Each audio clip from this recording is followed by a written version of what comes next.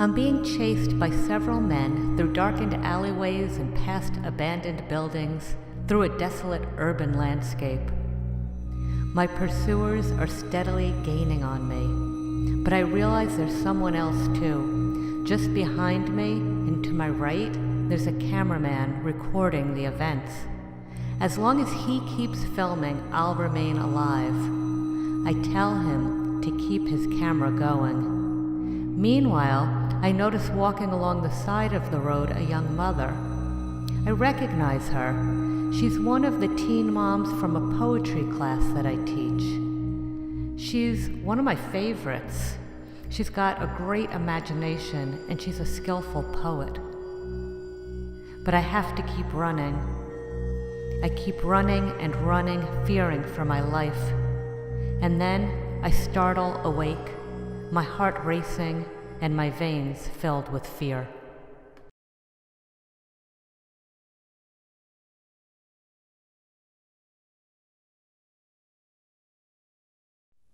Technically speaking, a nightmare is a scary dream that wakes you up.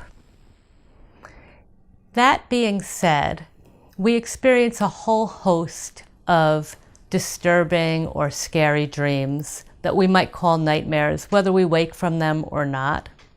And there's a spectrum of how scary a typical nightmare might be. So you wake up from a scary dream, but you can fall right back asleep, or you wake up so terrified that you can't go back to sleep, don't feel safe enough to go back to sleep. Sometimes it's hard to get yourself back to the point of remembering that was a dream, I'm safe here in my home right now.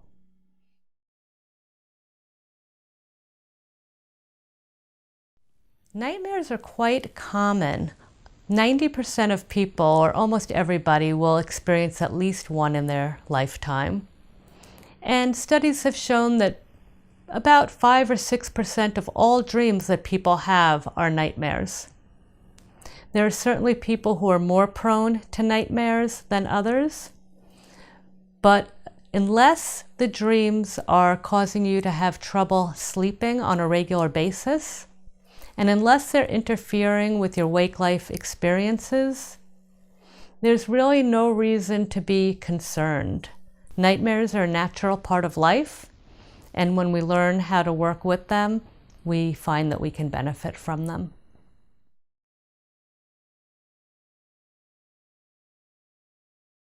Say a bedtime prayer.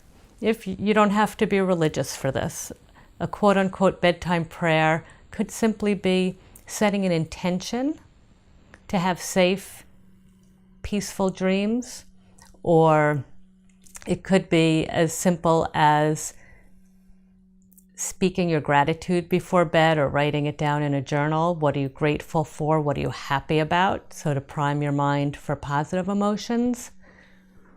Another nice thing to do if you have children or just for yourself is to sing lullabies, sing soothing songs, or have soothing music playing in your house in the evening before bed.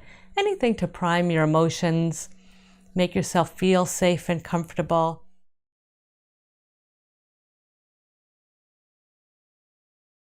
First of all, when you wake up from a nightmare, often your heart is racing, it can be difficult to breathe. It can be really difficult to integrate back into the world of solid reality of your bed and your bedroom and the fact that in reality you're safe right now. You're okay. So when I woke up, I did what I would recommend anyone do upon waking from a nightmare. Take a moment to get yourself settled and grounded in waking reality. And that might mean taking a drink of water, or sitting up in bed, turning on a light, looking around the room and reminding yourself where you are right now, where your physical body is.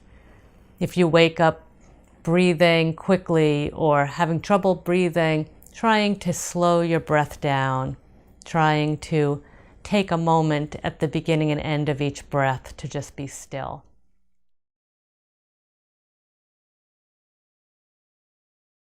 Writing the dream down is in and of itself a form of dream work because it helps us get just that little bit of distance so that we can see it more clearly. And then the other bit of dream work I did on it was a shift in perspective where we look at each character in the dream as if it might be part of ourself. So for example, I looked at the person or people in this case chasing me, wondering what parts of myself, for example, emotions or beliefs or responsibilities, might I be running from? And I looked at the camera person in the dream and wondered what part of myself is the witness, is the watchful eye that's really going to save me. And for me, that ended up being my artistic self, my meditative self, the part of me that steps back to get perspective.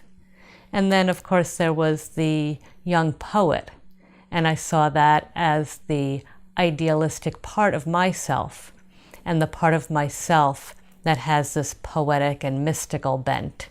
And in the dream, the poet was somebody who lived in an impoverished neighborhood and who was materially without a lot of the necessities of life. And so I saw how that impoverished part of myself was the part of myself that wasn't getting to express herself in poetry and in the arts that are so nurturing to me.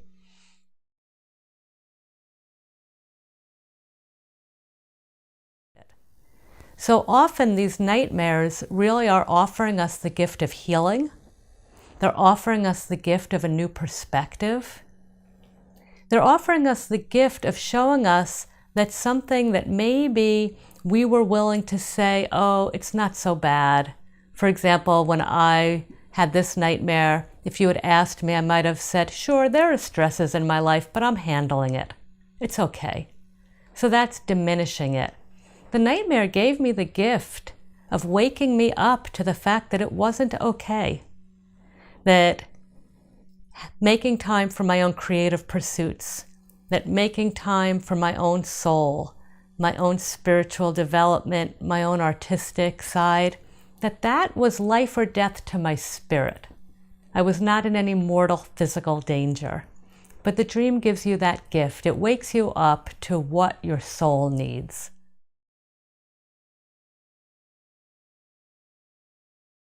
You might find when you do your work on your nightmare that you need to take some small step, as little as something that you do 5 minutes a day or 20 minutes a day, or even just once.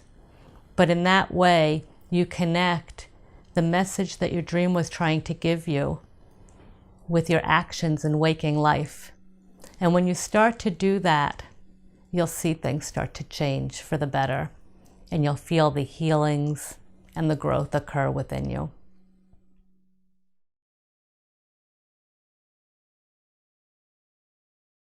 When we learn by practicing on our nightmares to turn toward our fears, to inquire of them, what have you come to tell me? What have you come to teach me? Or when we learn to turn toward a nightmare by creating safety with ourselves and finding comfort so that we can face these scary situations productively, we can translate a lot of that knowledge that we learn from practicing on our nightmares to things that happen in waking life. So when the breakup happens, or inevitably we lose someone we love by either a geographical move, breakup, or death, we can learn to look to that experience and learn from it. Instead of stuffing our emotions down or trying to avoid thinking about it. Just as with the nightmare, if we turn toward it in a safe environment, with the support of people we love, the comfort of our family, our pets, and even the imaginative powers that we bring in to help us feel strong enough to work on these waking life situations, just as we do with nightmares, we become stronger and more fully empowered people. We become courageous. We become more and more creative and resilient. So these lessons we learn from nightmares are well worth the effort that it takes.